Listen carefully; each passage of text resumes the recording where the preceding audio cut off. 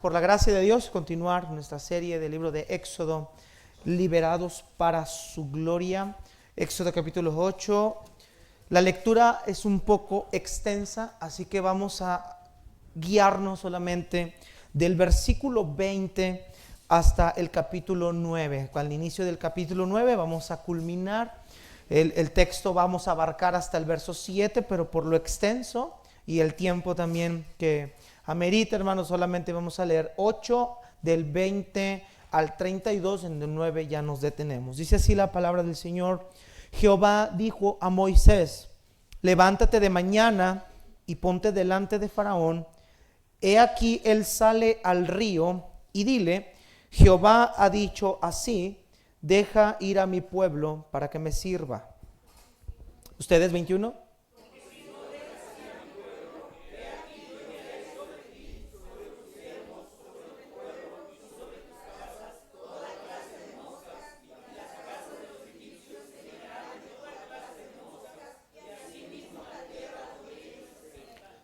Y aquel día yo apartaré la tierra de Gosén, en la cual habita mi pueblo, para que ninguna clase de moscas haya en ella, a fin de que sepas que yo soy Jehová en medio de la tierra.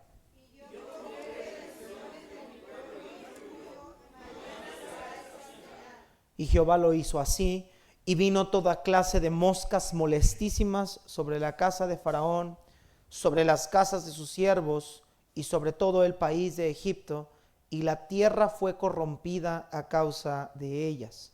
Entonces Faraón llamó a Moisés y a Aarón y les dijo: andad, ofreced sacrificio a vuestro Dios en la tierra.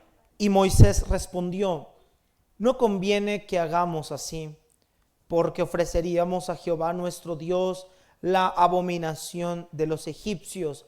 He aquí, si sacrificamos la abominación de los egipcios delante de ellos, ¿no nos apedrearían?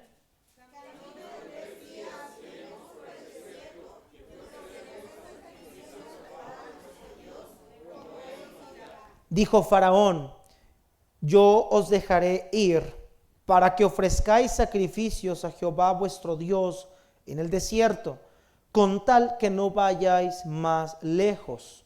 Orad por mí.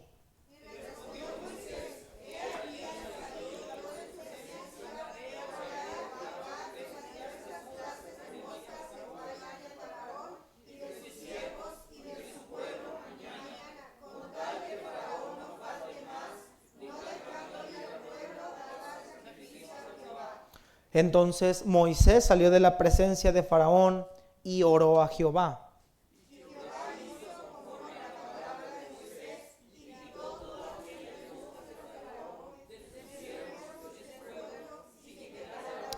Todos juntos.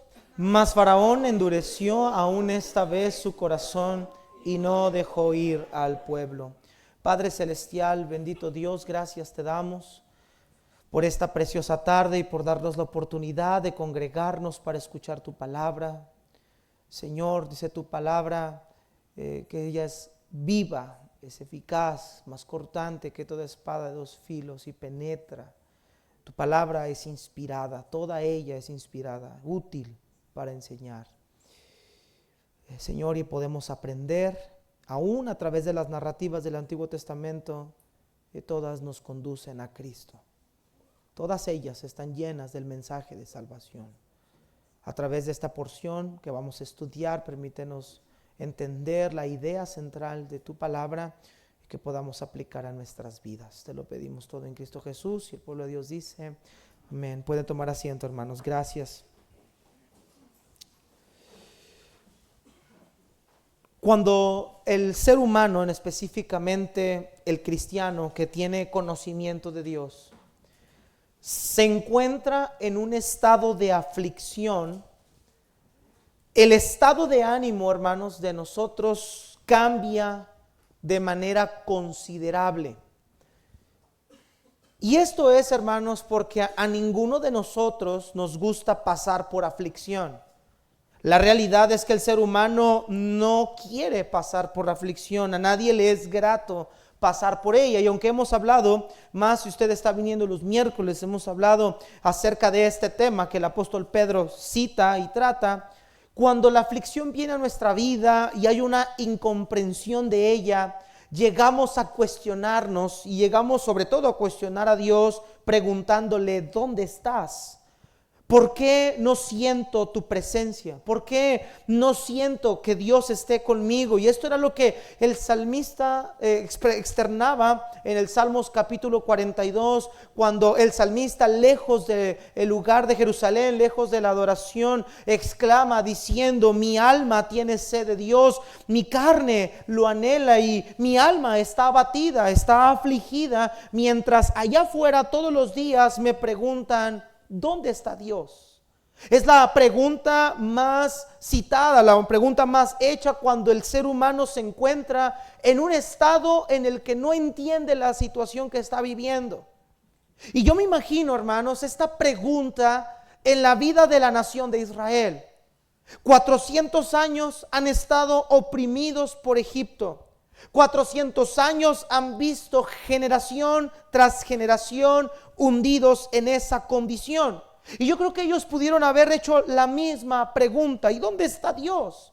¿Por qué Dios no se ha presentado? ¿Por qué Dios no ha hecho nada? Dios ha visto nuestra aflicción por 400 años y parece que entre más clamamos a Dios, Él tarda en responder. Sin embargo, hermanos, para Dios un día es como 1000 años y 1000 años un día. Dios no se ajusta al tiempo nuestro, nosotros nos ajustamos al reloj de Dios. Y aunque pareciera que Dios tarda en responder, y aunque pareciera que Dios no escucha o no está atento de nosotros, el pueblo de Dios siempre está en sus manos. Tú y yo, hermanos, estamos en las manos de Dios. Y no hay nada, hermanos, que a nosotros nos vaya a suceder que Dios no lo permita. Y esto es lo que en esta porción de la Biblia nosotros vamos a ver. Dios está enjuiciando a la nación de Egipto, hermanos. Ya lo hemos hablado en la serie anteriormente. Si usted empezó la serie desde el principio, se va a dar cuenta, hermanos, que Dios había prometido a Abraham que los iba a introducir a la tierra prometida. Sin embargo, que antes de llegar a la tierra prometida serían oprimidos por 400 años, pero que Dios con mano fuerte los iba a librar. Capítulo 1, intentan exterminar a los israelitas, matando a todos los varones para evitar que se multipliquen en la faz de la tierra. Y vemos cómo el Señor preserva su promesa, resguardándola a través de infundir o poner temor en las parteras. Después empiezan a ahogar a los niños en el Nilo, y vemos cómo un niño pequeño, por la providencia de Dios, llega a ser adoptado por la hija de Faraón. Lo que la hija de Faraón no sabía es que este niño que tenía en sus manos sería el instrumento que Dios llamaría para libertar a la nación de Israel. Y el proceso empieza, el proceso de la liberación de Dios comienza. Dios va a librar a su pueblo, Dios va a sacarlos de la nación de Egipto, pero antes de sacarlos, va a enjuiciar a Faraón y va a enjuiciar a toda la tierra de Egipto, y a través de ese juicio Dios va a dar a conocer su nombre. Todas las naciones conocerán que hay un Dios en la faz de la tierra y que ese es el Dios de Israel. Pero para que ellos puedan conocer el nombre de Dios, de ver toda una tierra en ese tiempo, una tierra politeísta, tenían que mirar las grandes obras de Dios. Y Egipto será el instrumento perfecto para que Dios muestre su gran poder y su gran gloria. Esta pregunta de ¿dónde está Dios? Va a cambiar, porque Israel va a empezar a ver que Dios tiene a su pueblo en sus manos y que nada le va a suceder al pueblo de Dios sin que Dios quiera o no permitirlo, porque hay una promesa detrás de todo ello, hermanos. A través de la nación de Israel, el Mesías prometido iba a venir. Por eso era importante que este pueblo fuera preservado, fuera resguardado, porque Dios le había prometido a Abraham que de su simiente vendría aquella simiente que aplastaría la cabeza de la serpiente. El Antiguo Testamento no es más que el transitar de la vida de nuestro Señor Jesucristo en el pasado y ver cómo la vida de Cristo, hermanos, va a ser el cumplimiento de la promesa de Dios. Así que cuando usted y yo estemos con el Antiguo Testamento en nuestras manos, no lo menosprecie, hermanos, sino que la historia de la obra redentora comienza desde el Antiguo Testamento. Y Dios va a preservar su pueblo a través de que Dios, al enjuiciar Egipto, con las plagas, Dios va a hacer algo sobrenatural con su pueblo. Y esto es lo que nosotros vamos a estudiar ahora en esta porción. Cada plaga tiene algo distinto. Cuando tú lees las plagas, vas a ver cosas en común. Que Faraón endurece su corazón constantemente, que cada una de las plagas causa una devastación en la nación de Egipto, cada plaga daña algún aspecto de la tierra de Egipto, pero cada plaga tiene algo en común. Dios en cada plaga va mostrando algo acerca de él. En el capítulo número 7, hermanos, a través de la plaga de la sangre, capítulo 8, en la plaga de sangre, Dios muestra un primer aspecto de su persona, el Dios que es un juez. Dios comienza su juicio contra Faraón y los egipcios a través de la plaga de la sangre. Eso lo vemos en el capítulo 7, versículo número 14. Después el Señor, a través de la plaga de ranas y la plaga de mosquitos, que fue la última que vimos hace tiempo, hermanos, Dios muestra su poder como único Dios verdadero. Dios le dice a Faraón: yo te voy a enseñar que solamente yo soy Dios. Tú conocerás que yo soy Dios. Y los hechiceros de Faraón intentaron quitar las plagas y dijeron: no podemos, dedo de Dios es este. Ahora, hermanos, en el capítulo 8, verso 20, y en el capítulo 9, a través de dos plagas más, la plaga de las moscas, o conocida como los enjambres de insectos según la traducción hebrea, y a través de la plaga del ganado, Dios va a dar a conocer un tercer aspecto de su persona. Y ese aspecto, hermanos, tiene algo que ver con el pueblo de Dios. Dios va a mostrarle a Faraón que Dios sí está al tanto de su pueblo, que Él no es un Dios sordo ni mudo. Él no necesita ser cargado, Él no necesita ser trasladado, Él no necesita ser llevado por ti ni por mí, sino que Dios actúa en favor de su pueblo. Él es un Dios que escucha el clamor de su pueblo cuando su pueblo lo necesita. Él es un Dios que interviene cuando tiene que intervenir. Así que su pueblo puede descansar en Dios porque todo lo tiene Él bajo el control de sus manos. Y ese es el tema que vamos a ver en este día: el pueblo de Dios en las manos de Dios. Mire por favor, hermanos, en el versículo número 20, capítulo 8, vamos a ver, hermanos, dos plagas juntas. No vamos a leer consecutivamente porque sería un poco extenso hacer esto y sería redundante también, pero vamos a ver estas dos plagas en dos encabezados distintos. Primeramente vamos a ver una maravillosa distinción. Note por favor ahí, capítulo 8, versículo número 20. Jehová dijo a Moisés: levántate de mañana y ponte delante de Faraón. He aquí, él sale al río, y dile: Jehová ha dicho así: deja ir a mi pueblo para que me sirva. Es interesante que en las plagas vas a ver que 3 veces Dios le dice a Moisés que se presente delante de Faraón en el río. Y luego vamos a ver otras 3 ocasiones en las que Dios no le dice a Faraón que va a venir plaga, sino que simplemente le envía.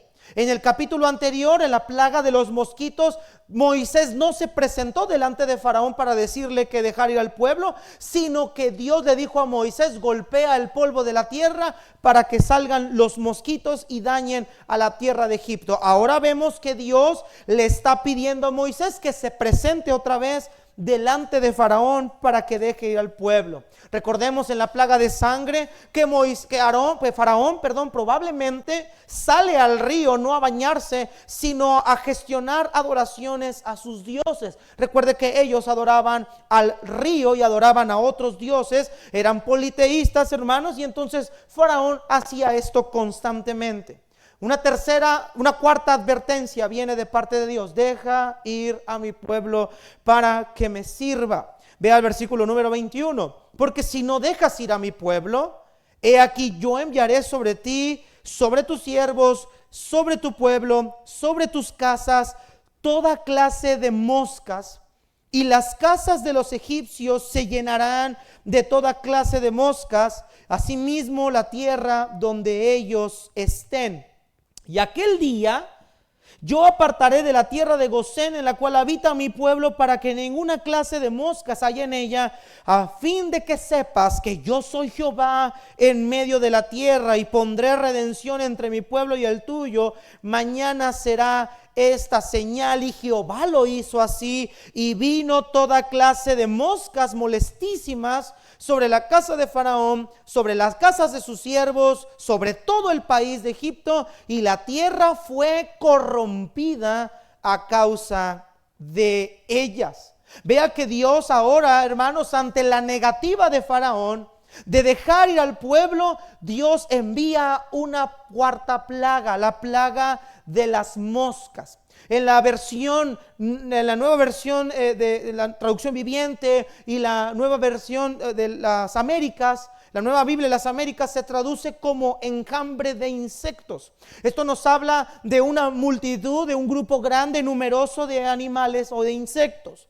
Algunos historiadores, algunos comentaristas del Antiguo Testamento, incluyendo Kelly Delich y otros más, aseguran, hermanos, que estas moscas o estos animales son producidos de manera natural como consecuencia de las situaciones naturales que han venido aconteciendo. Es decir, lo milagroso de estas plagas no es que estas plagas salieron de la nada, sino que son una obra natural, una seguida de otra, multiplicadas de una manera sobrenatural. Por ejemplo, cuando el Señor convierte el agua en río, dice la Escritura, ya lo vimos, que se contaminó toda el agua a tal grado que todos los animales marinos se murieron. Y que todos esos animales, al ser muertos, dice que causaba un hedor o putrefacción en la tierra. Los egipcios no podían beber esa agua y cavaron pozos a los alrededores. Eso desató o eso detonó que las ranas que habitaban en esos lugares salieran de sus contornos, pero de una manera sobrenatural. Un número que era incontable, dice la Biblia, utilizando una hipérbole, que se llenaron la tierra de Egipto. Es decir, que fueron tantas ranas de una manera tan gigantesca, multiplicadas a un tamaño exponencial incontable, que fue lo que dañó a la tierra de Egipto. Después vemos que Dios las mata a estas ranas y las juntan todos los cadáveres a las orillas del río, y esto causó hedor en toda la tierra de Egipto, y se desataron mosquitos, animales derivados de la humedad y derivados también de la contaminación que había ahí. Ahora dice la Biblia que Dios mandó golpear la tierra. Esto es para que se multiplicaran en una manera exponencial. Y derivado de las muertes de las ranas, de los cadáveres de las ranas que estaban ahí, se produjeron moscas.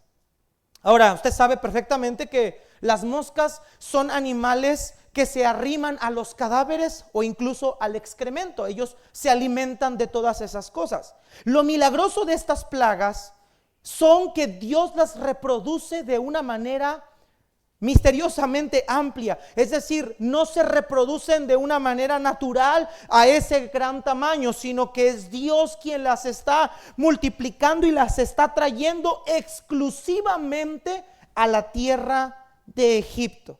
Pero hay algo aquí todavía más interesante de ello. Dice el verso 24 que estas plagas o esta plaga de moscas corrompió la tierra de Egipto. Algunos historiadores dicen que el insecto o la mosca se llama en su nombre científico Stomoxys calcitran. Es una mosca que se conoce como la mosca de los establos. Esa mosca en particular se alimenta de la sangre de los animales que tienen pezuña hendida, los animales que son de origen vacuno, los animales que son de ganados como ovejas, cabras y otro tipo de esos animales. Esas moscas se alimentan de su sangre, que se reproducen sus huevecillos, los dejan implantados ahí, ocasionándole a los animales una enfermedad llamada anthrax brucellosis. El anthrax, hermanos, es una enfermedad que se presenta en los animales causándoles convulsiones, causándoles heridas gigantescas en su cuerpo que los llevan directamente hacia la muerte. Quiero que notes conmigo capítulo 9, versículo número 1, para que veas la plaga que sigue de las moscas. Dice la Biblia, versículo 1, entonces Jehová dijo a Moisés, entra a la presencia de Faraón y dile, el Dios de los hebreos dice así, deja ir a mi pueblo para que me sirva, porque si no lo quieres dejar ir y lo detienes aún, he aquí la mano estará, ¿sobre qué va a estar la mano de ellos? Tus ganados que están en el campo, caballos, asnos, camellos, vacas, ovejas, ¿con qué, hermanos? La Biblia no nos dice la plaga, solamente dice que es una plaga gravísima. Entonces los animales fueron infestados de algo que les provocó a estos animales la muerte. Vamos a verlo ahorita más adelante. Entonces, algunos dicen que esta mosca específicamente produjo en los animales anthrax, que es una enfermedad o una plaga, una peste que hace que los animales mueran y ocasione grandes estragos en ellos. Ahora, nosotros no lo sabemos a ciencia cierta porque la Biblia no lo dice. Solamente cumplo con comentarle las investigaciones que se hicieron o he hecho. Pero Dios, hermanos, lo milagroso no es eso. Lo milagroso es que se multiplican, pero hay algo todavía más milagroso. Mire por favor versículo 22 y 23 del capítulo 8 y luego vamos a leer capítulo 9. Porque la enseñanza o la idea principal del narrador es esta. Versículo 22, 23 y luego vamos a leer 9. Sígame con su vista. Versículo número 22. Y aquel día, después de que Dios anuncia la plaga de moscas, yo apartaré la tierra de Gosén. La tierra de Gosén era el lugar que el faraón en el tiempo de José había determinado que ellos vivieran. El faraón del tiempo de José, cuando él era el gobernador de Egipto, le dijo al pueblo de Israel en Génesis capítulo 45 que ellos iban a habitar en ese lugar. Dice el versículo 22, yo apartaré la tierra de Gosén en la cual habita. ¿Quién habitaba ahí, hermanos? Mi pueblo. Dios está hablando de quién, hermanos? De Israel. Esto es lo milagroso. Para que ninguna clase de moscas haya en ella, a fin de que sepas. ¿Con qué propósito? Para que sepas que yo soy Jehová en medio de la tierra. Verso 23. Y yo pondré redención. La palabra se traduce como distinción, la palabra hebrea. Y yo pondré distinción, haré una separación entre mi pueblo y el tuyo. Y mañana será esta señal. Capítulo 9, por favor, hermanos. Estamos viendo las dos plagas con la misma enseñanza. Capítulo 9, por favor, versículo número 3. Aquí está el anuncio de la siguiente plaga. He aquí la mano de Jehová estará sobre tus ganados que están en el campo, caballos, asnos, camellos, vacas, ovejas, con plaga gravísima. Vea lo que dice el verso 4.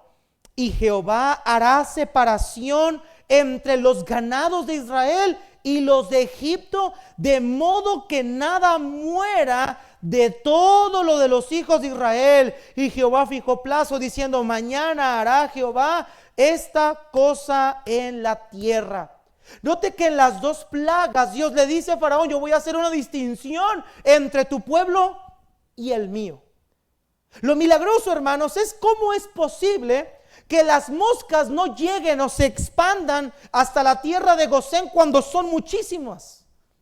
¿Cómo es posible que una enfermedad como el anthrax no llegara a los animales de la tierra de los israelitas si la plaga era en gran manera? La Biblia nos habla de que se cubrió toda la tierra de Egipto con estas plagas.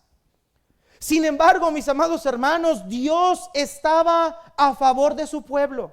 Dios le dice a Faraón, en esto conocerás que yo soy el que gobierna la tierra. En esto conocerás que no hay otro Dios como yo superior a mí. Y la prueba es que a mi pueblo, aquel que tú maltrataste, aquel que tú heriste, aquel que tú maltrataste, mi pueblo tiene quien lo defienda. Mi pueblo tiene quien pelee por él. Y yo voy a proteger a los míos de ustedes.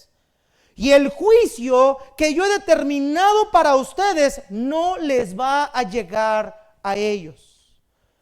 Tú vas a enterarte, Faraón, que yo soy Jehová y que no hay otro como yo en toda la tierra.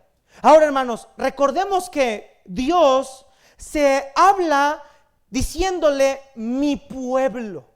Está hablando de algo no solamente que le pertenece, no está hablando solamente de algo que es su propiedad, sino que Dios ha estado al tanto de lo que su pueblo ha sufrido por 400 años. Mire Éxodo capítulo número 1, hermanos, por si se nos ha olvidado. Quiero que usted vea lo que Israel ha tenido que atravesar. Éxodo capítulo 1, verso 11 al 14. Parece que en la aflicción Dios no se da cuenta. Parecía que Dios estaba olvidándose de Israel. Eso es lo que humanamente hablando cualquiera que vivió esto pudiera pensar. Sin embargo, hermanos, Dios siempre ha estado al tanto de su pueblo. Capítulo 1, versículo 11 al 14. Dice la escritura: entonces pusieron sobre ellos comisarios de tributos que los molestasen con sus cargas, y edificaron para Faraón las ciudades de almacenaje, Pitón y Ramsés. Pero cuanto más los oprimían, tanto más se multiplicaban, crecían, de manera que los egipcios temían a los hijos de Israel. Y los egipcios hicieron servir a los hijos de Israel con dureza y amargaron su vida con dura servidumbre en hacer barro, ladrillo y en toda la labor del campo y en todo su servicio, al cual los obligaban ¿con qué, mis hermanos? Con rigor. Note lo que dice la Biblia: los trataron con dureza y amargaron su vida con dura servidumbre. Ahora, hermanos, miren, nosotros cuando leemos las narraciones, nosotros pareciera que la leemos completamente distanciados del suceso. Cuando usted lea el Antiguo Testamento, léelo como si tú estuvieras viviendo la situación que se está narrando aquí. Imagínate que tú sabes que tú eres descendiente de Abraham. Hay una promesa para ti de que van a heredar la tierra prometida, pero en lugar de obtener eso, te están maltratando, te están obligando a trabajar para ellos. Has visto a tus padres y a los padres de tus padres por 4 generaciones. Si tabuláramos cada generación en 100 años, por 4 generaciones has visto cómo Egipto ha abusado de su poder con Israel, y tú estás allí. Tú estás viendo el sufrimiento, tú estás siendo abusado, maltratado, pero has oído que Dios te va a introducir a una tierra que Él ha prometido a tus padres, y tú llegas a preguntar: ¿y dónde está eso? Porque yo no lo veo. ¿Dónde está aquella situación? Porque yo no la he visto. Hemos clamado, hemos orado por 400 años y parece que la respuesta no llega. Pero en el reloj de Dios, Él tiene sus tiempos, hermanos. En el reloj de Dios, Él sabe en qué momento va a obrar y de qué forma Él va a obrar. Y Dios, hermanos, no hace nada incompleto. Dios todo lo hace perfecto en su tiempo. Mire el capítulo 2, versículo 23. A causa de esta servidumbre extrema, los hijos de Israel claman. Versículo 23, capítulo 2. Y aconteció que después de muchos días murió el rey de Egipto, y los hijos de Israel gemían a causa de la servidumbre. ¿Y qué hicieron, hermanos? Clamaron. ¿Y qué pasó con su clamor? Subió a Dios el clamor de ellos con motivo de su servidumbre, y oyó Dios el gemido de ellos, y se acordó de su pacto con Abraham, Isaac y Jacob, y miró Dios a los hijos de Israel. ¿Y qué pasó, hermanos? Los reconoció Dios. Hermanos, esto que estamos percibiendo es la respuesta de Dios a su pueblo. Estas plagas que están sucediendo, esta distinción que Dios está haciendo entre Egipto e Israel, es que Dios ha escuchado el clamor de ellos. Dios escuchó lo que ellos estaban sufriendo, y Dios dice que se acordó de su pacto. No quiere decir que a Dios se le olvidó su promesa y le dio amnesia, sino que había llegado el momento en cumplir lo que Dios le había prometido a Abraham, a Isaac y a Jacob. No importa cuánto tiempo tengas que esperar, Dios tarde o temprano va a cumplir lo que Él ha prometido, hermanos.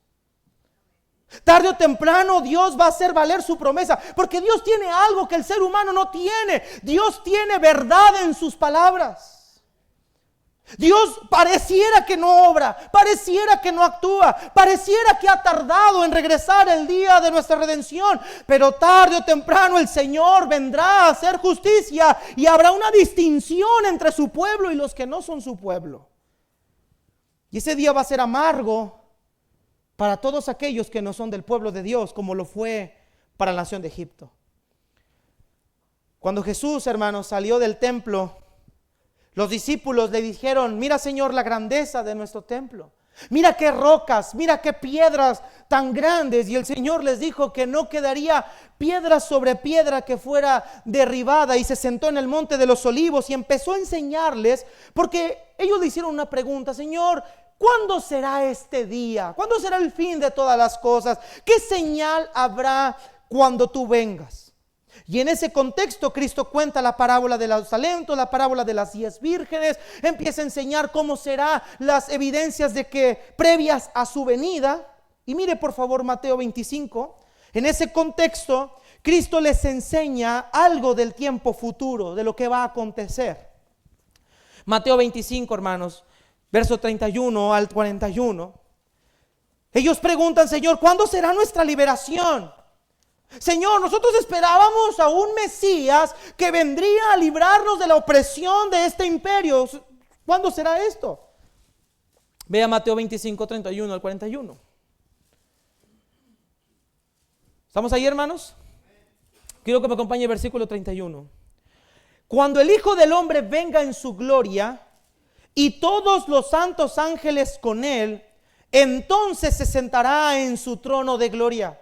Y serán reunidas delante de él. ¿Quiénes estarán reunidas delante de él? Todas las naciones. Nota el versículo siguiente. Y apartará los unos de los otros, como aparta el pastor las ovejas de los cabritos. Hasta ahí. ¿No es esta la misma cosa que hizo el Señor en Egipto en las plagas? En la nueva versión de las Américas, cuando dice que pondré redención entre mi pueblo y el tuyo, la palabra hebrea es: haré distinción entre mi pueblo y el tuyo. Es decir, hermanos, que cuando el Señor va a juzgar a Egipto, Israel no va a ser participante de ese juicio. Ese juicio no es para su pueblo, ese juicio es para ellos como egipcios, para ellos como paganos, para ellos que han oprimido a su pueblo. Y en esta escena que vemos en el Nuevo Testamento, el Señor dice que Él apartará a su pueblo de todas las naciones que serán juzgadas. Y mire lo que dice versículo número 33. Dice: y pondrá las ovejas, está utilizando una metáfora para hablar de los que son de Él, y pondrá las ovejas a su derecha y los cabritos a su izquierda, así como están ahorita. Hermanos, vea esta distinción. Hay una separación de dos grupos. La parábola de la cizaña nos enseña que es necesario que el trigo y la cizaña crezcan juntas, pero que cuando el Señor venga en el reino de los cielos, apartará el trigo y pondrá el grano en su granero, y la cizaña la aventará al horno de fuego.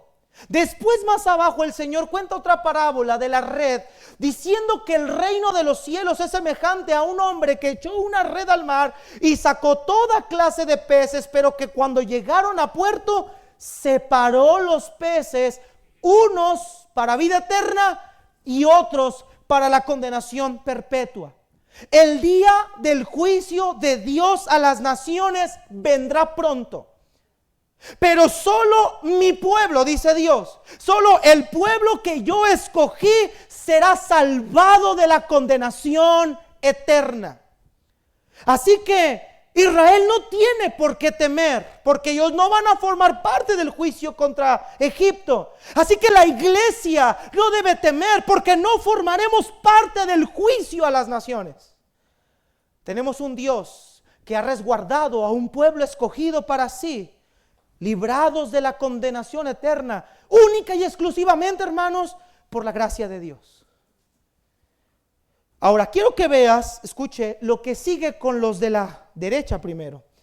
Los que están del lado derecho, versículo 34. Entonces el rey dirá a los de su derecha: venid, benditos de mi Padre, heredad el reino preparado para vosotros. Esto es interesante, hermanos, para los que no creen en la doctrina de la elección. Desde la fundación del mundo. Hermano, escuche, ¿no es casualidad la salvación de nosotros? La salvación de nosotros no fue una obra del accidente o del azar o del destino o de cualquier otra persona. Nuestra salvación fue planeada, fue elegida, escogida por Dios mismo desde antes de que tú y yo existiéramos. Dios, de entre todas las naciones, escogió un pueblo nada más para que el Mesías viniera. No fue el gran Egipto, no fue Babilonia, no fue Grecia, no fue Roma, no fue Asiria. El pueblo que Dios escogió para que el Mesías viniera fue el pueblo de Israel por medio del padre Abraham. Y ese pueblo que Dios escogió lo iba a preservar para que el Mesías pudiera venir y pudiera hacer el sacrificio expiatorio para salvarnos a nosotros. Así como Dios preservó a su pueblo Israel para que se cumplieran sus promesas, así Dios ha preservado a su pueblo que ha salvado con su sangre para que nosotros un día también podamos heredar esas promesas. Para que donde yo estoy, vosotros también estéis. Estos de la derecha, dice el Señor, van a heredar el reino preparado desde antes de la fundación del mundo. Israel iba a heredar una tierra prometida, una tierra física. La iglesia heredará la nueva Jerusalén celestial. Pero ¿qué va a pasar con los de la izquierda? Versículo 41. Versículo 41. Entonces dirá también a los de la izquierda: apartados de mí, malditos, al fuego eterno preparado para el diablo y sus ángeles. Hay una distinción de Dios entre su pueblo y los que no son su pueblo. Su pueblo heredarán la vida eterna. Los que no son su pueblo irán al castigo eterno. Cuando el Señor venga y juzgue a las naciones, tú y yo no vamos a estar en ese juicio. Tú y yo no vamos a formar parte de ese juicio. Vea lo que dice el verso 46, como resumen. E irán estos al castigo eterno, hablando de los de la izquierda, y los que, hermanos, los justos a la vida eterna.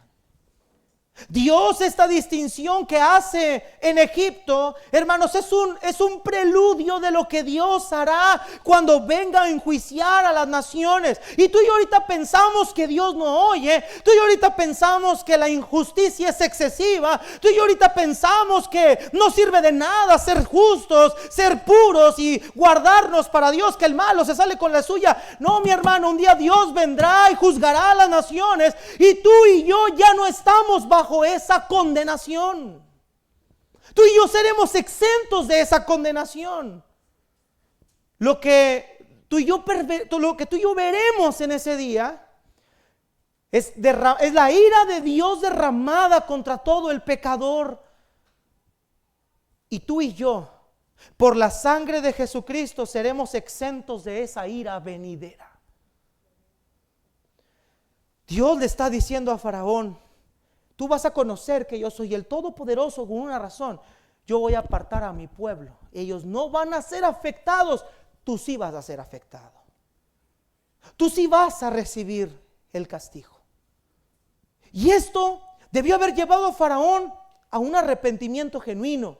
Esto debió haber llevado a Faraón a decir: ¿sabes qué, Moisés? Tienes razón, perdóname, yo no voy a dejarlos ir, que salgan, yo necesito ese alivio también. Sin embargo, esto nos lleva a nuestra segunda escena, hermanos: un arrepentimiento falso. Mire por favor ahí en el libro de Éxodo 8. Esto nos lleva a un arrepentimiento falso. Éxodo número 8, capítulo 8, mire lo que dice el versículo número 24.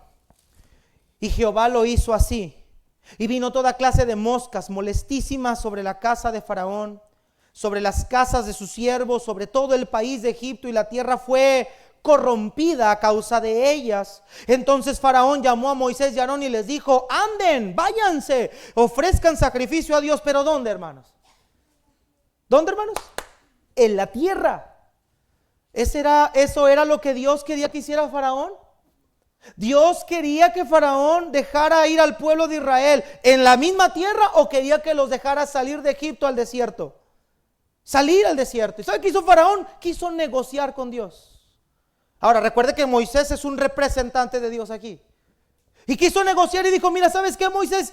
La situación está crítica, las moscas se están invadiendo, están afectando, nos están haciendo su trabajo. Dice la Biblia que eran molestísimas. Imagínense, si una simple mosca en la hora de la comida, estás ahí comiendo bien a gusto y llega una mosca y se te para y ahí anda volándote, ya te enojas y andas aventando las garras por todas. Ahora imagínate un enjambre de moscas en tu casa. Estar sentado aquí y luego ver todo el mosquero ahí encima de ti, tocando tu cuerpo, tu piel, tu comida. La Biblia dice que la tierra se corrompió, hermanos. Lo que hacen esos animales es corromper lo que tocan. Por eso, hermanos, y esto es un dato nada más así aparte: si una mosca se para en lo que usted esté comiendo, mejor tírelo. Porque la mosca lo que hace es plantar huevecillos en ese lugar. Y usted lo que hace cuando una mosca se para en su comida y usted se la come, usted se está comiendo esos huevos. ¿Usted ha visto una acción de la mosca que parece que está haciendo esto? Bueno, la mosca lo que está haciendo es implantar huevos. La mosca produce muchos huevos. Huevos que tú no puedes ver, pero que están ahí. Un dato de higiene nada más para ustedes. Así que si se te para una mosca, hermano, a ti, pues ni modo, hermano, deséchate, ¿no es cierto? Faraón está fastidiado de las moscas, pero escuche, hermanos, pero Faraón no tiene ni la más mínima intención de dejar ir a este pueblo. Le dice a Moisés: mira, Moisés, vamos a hacer un negocio tú y yo. Anda, adelante, ofrezcan sacrificios, pero aquí en la tierra, aquí. No se me vayan más para allá, aquí mismo. Yo te doy lo que necesites. ¿Qué quieres? ¿Ganado? ¿Qué quieres? ¿Cabritos? ¿Qué quieres? ¿El fruto de la tierra? Yo te lo doy, pero aquí. Y Moisés le dice a Faraón: no, Faraón, no es como tú quieras. No es como tú digas. Dios no negocia con nosotros. Dios no viene a negociar cómo nos va a tratar. Dios es determinante cuando pide algo. Y cuando Dios dice que una cosa se haga, se tiene que hacer así como Él dijo que se hiciera. Si no, pregúntenle a Saúl qué hizo cuando desobedeció y qué hizo Dios con él.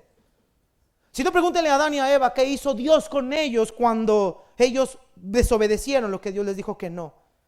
Pregúntale a Balaam cada vez que Dios le decía que no y se oponía en el camino, ¿qué hizo Dios con él? Y así te puedo hablar de personajes que intentaron negociar con Dios. Hermano, con Dios nadie puede negociar. Dios es determinante en su decisión.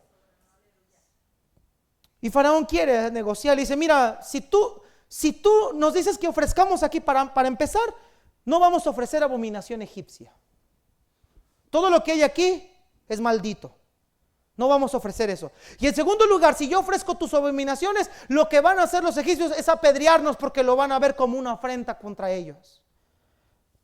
No somos tontos, Faraón, tú quieres que nos maten. No somos tontos, Faraón, tú quieres que nos exterminen. No va a ser así. Dios no quiere así. Dios quiere que nos vayamos de aquí. Y Faraón, vea lo que dice el versículo número 27. Dice: camino de 3 días iremos por el desierto y ofreceremos sacrificios a Jehová nuestro Dios como Él nos dirá. No es como tú digas, es como Él dice. No es como el mundo diga, es como Él dice. Y el versículo 28, y dijo Faraón: yo los voy a dejar ir, para que ofrezcan sacrificios a Jehová su Dios en el desierto. Vea que no dice nuestro, no dice mi Dios, dice su Dios, ustedes. Con tal de que no vayan más lejos. Mira qué aferrado, hombre. Hasta me dan ganas de darle un machón, hermanos, en la cabeza. No, que no vaya más lejos, orad por mí. Ahora, ponga atención, hermano, escúcheme. Faraón en ningún momento, Faraón se ha arrepentido. En ningún momento Faraón se ha quebrantado. Faraón lo que está haciendo es negociar, pero no está quebrantado de corazón. Mis hermanos, hay muchas personas que se acercan a Dios como Faraón. Quieren la ayuda de Dios y están dispuestos a cualquier cosa con tal de obtener la ayuda de Dios, pero en su corazón jamás hay un arrepentimiento genuino.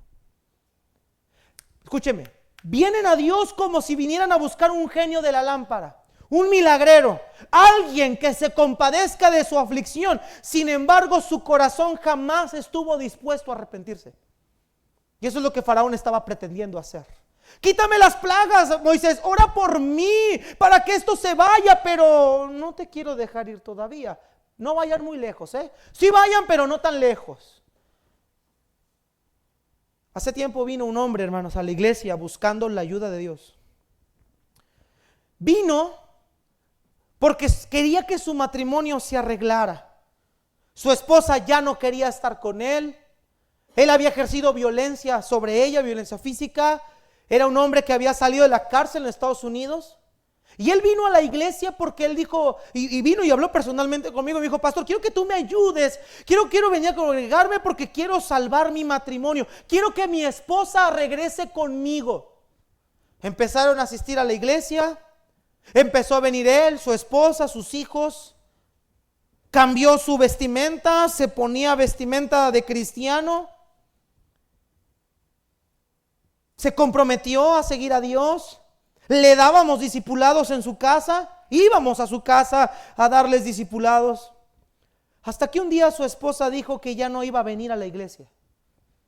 Cuando yo le pregunté a ella por qué, ella me dijo que su esposo ya no quería dejarla venir. Y entonces empezaron a apartarse. Lo que aparentemente empezó bien, terminó muy mal.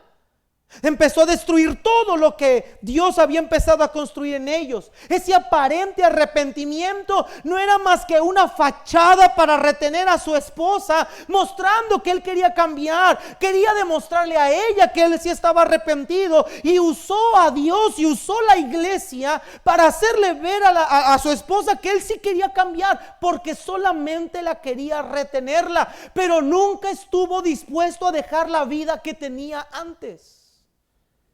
Para no hacerte el cuento tan largo, hace unas horas lo agarraron a él perdió su familia. Hace unas horas lo agarraron a él porque tenía un porcentaje, unos gramos en la camioneta de narcótico con otra persona. Y lo metieron ahorita a la cárcel, hace unas horas, eso fue en la madrugada, en la noche, hace unas horas. Cuando vi la imagen, me gusta ver mucho las noticias, cuando vi la imagen dije, es él. Y cuando vi el nombre dije, sí es él. ¿Tú piensas que Dios es un milagrero, querida persona? ¿Tú piensas que vienes a Dios porque Dios va a solucionar tus problemas? Vienes a Dios porque quieres que Dios te arregle la situación que ya no aguantas, porque quieres que Dios cambie a tu pareja, porque Dios quiere que cambie a tus hijos, pero que Dios quiere que te ayude a encontrar trabajo. Mucha gente se acerca a Dios por conveniencia, pero debes entender una cosa: Dios no atiende caprichos de inconversos. Dios a quien cuida es a su pueblo. No, Faraón, te equivocas. Tú no eres alguien digno de exigir. Tú no puedes exigir. No estás en la posición de exigir. Tú estás en la posición de humillarte y pedir misericordia. Pero este hombre no quería a Dios. Este hombre quería estar bien él. Tú vas a ver a Faraón constantemente en las otras plagas. Ándale, Moisés, ora por mí, por favor, que me quiten esto. Y se lo quitaba. Y mire la actitud de Faraón. Versículo 30. Entonces Moisés salió de la presencia de Faraón y oró a Jehová. Y Jehová hizo conforme a la palabra de Moisés y quitó todas aquellas moscas de Faraón, de sus siervos, de su pueblo, sin que quedara una. Mira, Dios respondió, mas Faraón endureció aún esta vez su corazón y no dejó ir al pueblo. ¿Sabes? Dice la Biblia que grandes multitudes iban con Cristo, lo seguían, y Cristo les dijo, ¿saben por qué ustedes me buscan? Porque yo les di de comer. Pero cuando Cristo empezó a hablarles del costo y del precio de seguirlo, empezaron a apartarse uno tras otro.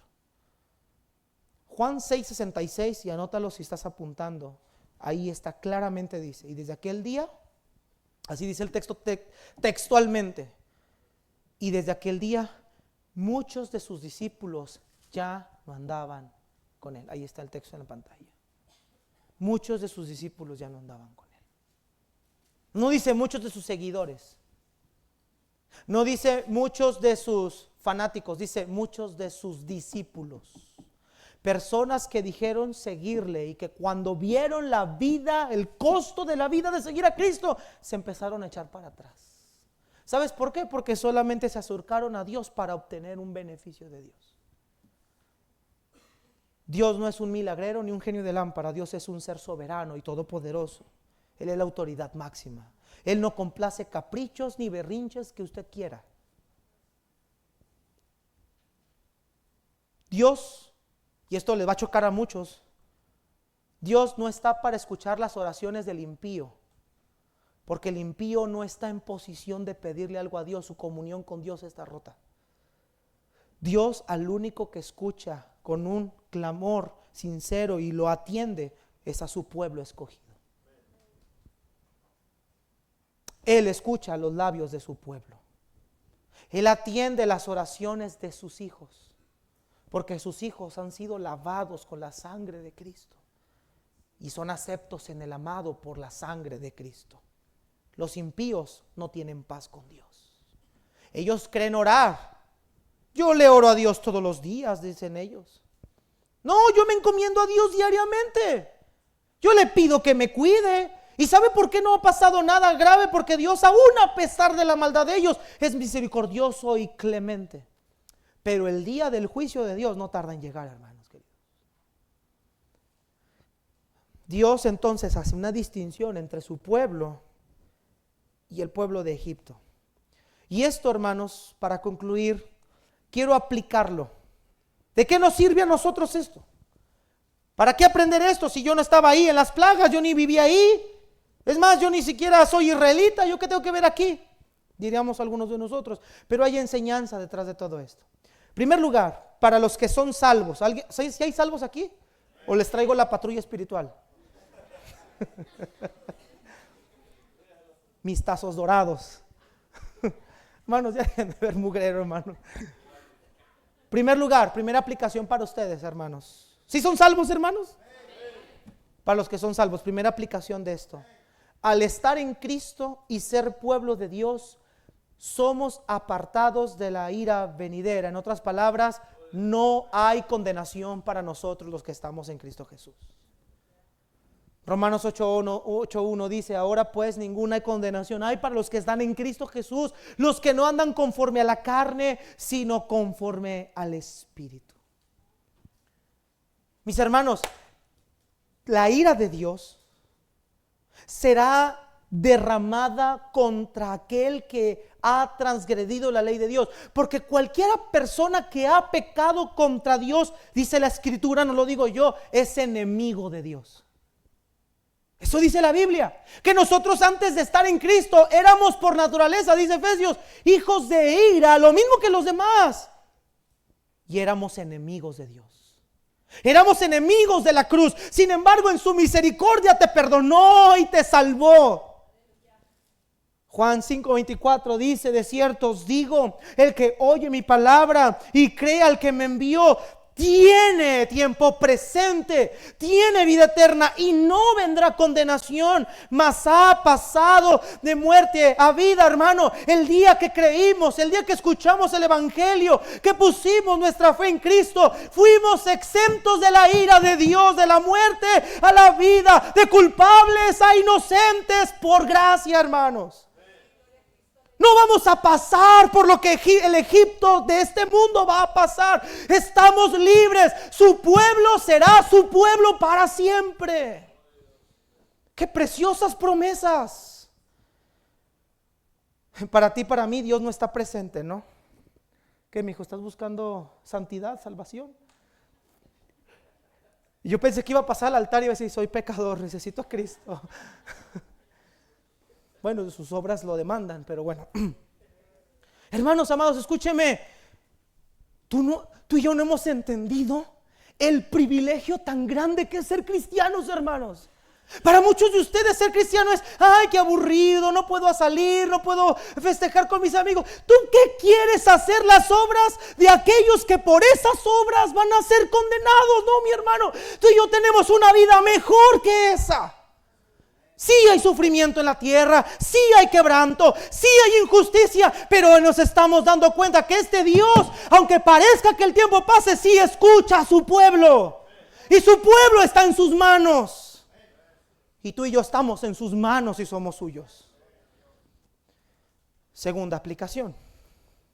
Al saber que la ira de Dios se acerca, no dejemos de anunciar el evangelio para que otros sean librados del castigo eterno. No basta con saber que soy libre y decimos amén, aleluya, porque nos gozamos en ello. Pero ¿qué de los que no lo son? Mis hermanos, tú y yo no tenemos ni la menor idea de lo horripilante que va a ser ese día del juicio. Ese día que estén todos los hombres delante de Dios en el trono blanco, cuando sus cuerpos resuciten solamente para ser juzgados. Y tú y yo vamos a estar como un testigo, un espectador en la tribuna. Imagínate un tribunal superior enorme, con millones y millones y millones de personas. Y tú y yo vamos a estar en ese tribunal. Y tú vas a ver a aquel que llamaste amigo, amiga, primita, mamita, papito, abuelita, abuelito.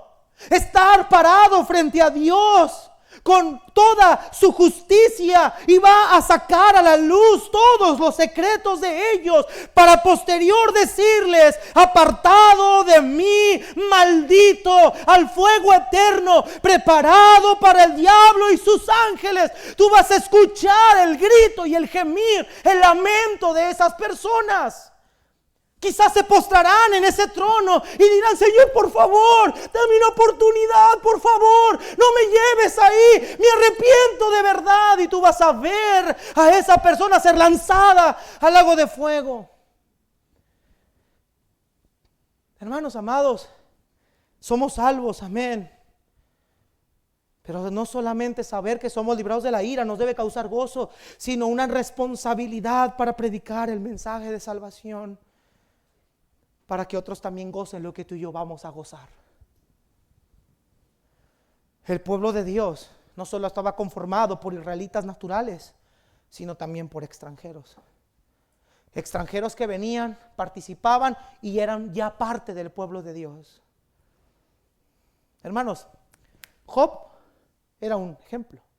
Era la tierra de Uz, cerca de Madián. No era judío natural. Está en el tiempo del patriarcado, todavía no estaba la descendencia de Abraham instaurada.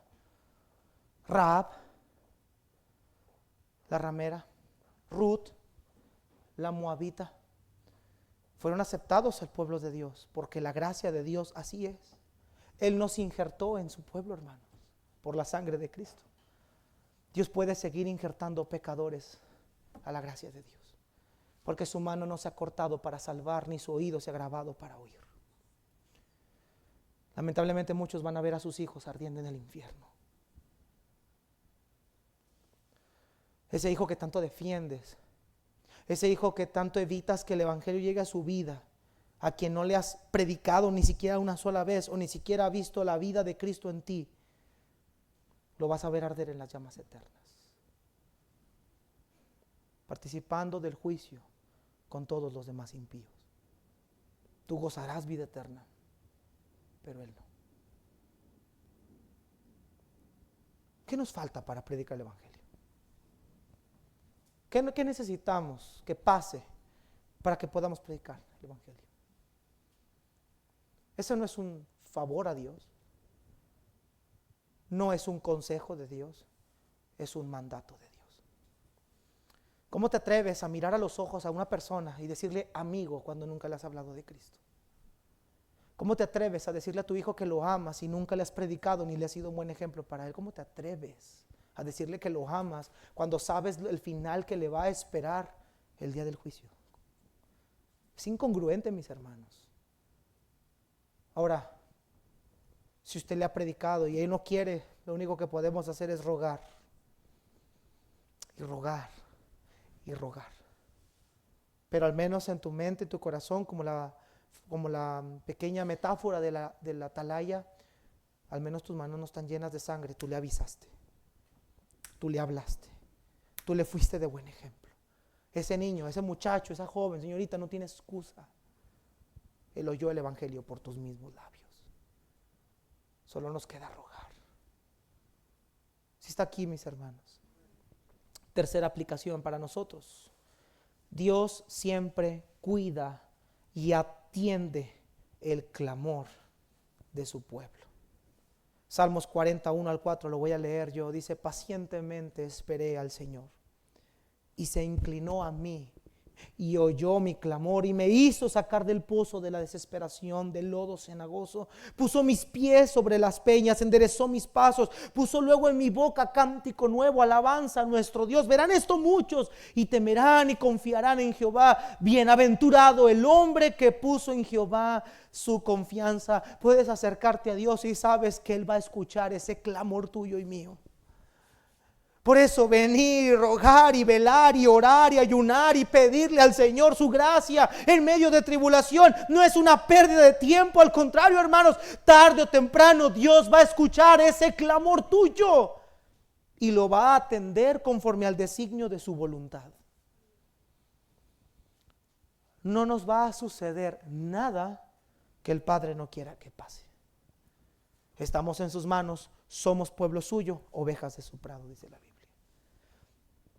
El salmista David decía: busqué a Jehová y Él me oyó y me libró de todos mis temores. Los que miraron a Él fueron alumbrados y sus rostros no fueron avergonzados. Este pobre clamó y le oyó Jehová y lo libró de todas sus angustias.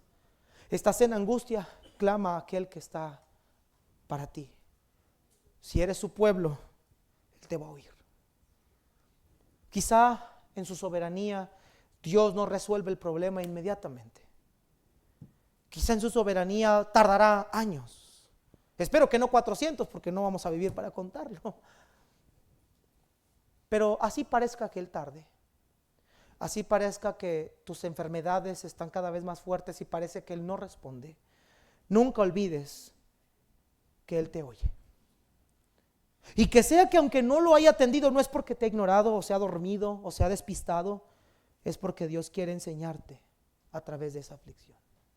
Pero una cosa sí te garantizo que no te va a faltar cuando tú clames a Él: gracia para afrontar lo que tienes que afrontar, con un poder y un valor sobrenatural y una paz que sobrepasa todo entendimiento. ¿Tú no entiendes por qué? Yo tampoco entiendo el por qué. ¿Tú no entiendes el para qué? Yo tampoco entiendo el para qué. Pero una cosa sí sé: Él me libra de todas mis angustias. Él me libra de todos mis temores. Y los que miran a Él no son avergonzados. Así que Dios escucha a su pueblo. Y lo que Dios está haciendo aquí en Éxodo es una prueba viviente de que Dios escucha a su pueblo. Dios le dice a su pueblo: no teman, ya llegó quien los va a salvar y los va a libertar. Yo he oído lo que te han hecho, yo estoy presente de todo lo que has vivido, Israel. El día de la venganza de Dios ha llegado. Parece que el mundo se sale con la suya, déjalos. Es que fue injusto. Déjalos. La justicia no depende de ti, ni siquiera de estas leyes. Este mundo está corrompido. La justicia vendrá pronto de la mano de Dios. Déjalos. Solo confía en Él. Déjalos, clama a Él y Él responderá. Él está atento para oír nuestra voz. Aplicación para usted que está aquí pensando que venir a la iglesia le va a dar un favor con Dios. Déjeme decirle que no. Usted que no ha puesto su fe en Cristo, usted necesita inmediatamente un arrepentimiento genuino. Dios no negocia su salvación, querida persona. Tú no puedes venir a Dios con una Biblia bajo el brazo y con pecado bajo el otro. O renuncias al pecado voluntariamente, o tú y tu hipocresía serán lanzadas al lago de fuego. Porque en el cielo no hay cristianos medios. No hay tibios en el cielo. O eres frío o eres caliente. Si usted en este día está aquí pensando que venir a la iglesia te va a hacer concederte las peticiones de tu corazón, estás muy equivocado. Dios no es tu milagrero, ni es tu genio de lámpara que cuando frotes te puede dar 3 deseos. Dios es un ser que merece toda la honra y toda la gloria y toda la adoración. Y lo único que tú y yo podemos hacer delante de Él es humillarnos delante de su presencia y rogar por misericordia. Si usted está pretendiendo que venir a la iglesia le va a traer el favor de Dios, usted está muy equivocado. Si usted cree que venir a la iglesia Dios va a conceder los caprichos de su corazón, usted está equivocado. Usted lo que necesita es acercarse a Dios para pedirle salvación y vida eterna. Queridos hermanos, el pueblo de Dios está en las manos de Dios. Así que confía, persevera, crece, gózate y alégrate, porque nada va a pasarte que Él no quiera que pase. Sus ovejas oyen su voz, Él las conoce y lo siguen, y nadie las arrebatará de la mano del Padre. Puestos de pie, hermanos, vamos a orar.